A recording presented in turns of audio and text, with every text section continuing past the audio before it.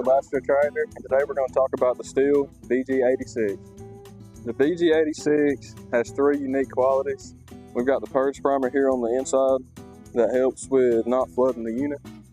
We've got a soft grip handle for more comfortability, and we've got the stop trigger here to shut the unit off in emergencies or whenever you're done.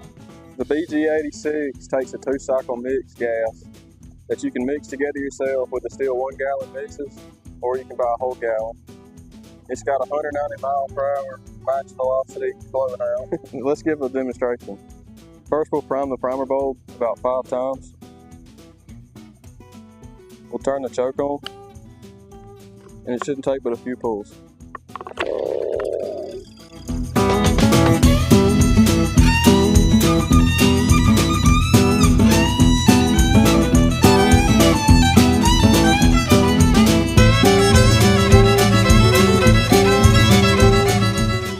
Hey, thank y'all for watching this video. Y'all come by and look at the BG86 over here at Lasseter Tractor.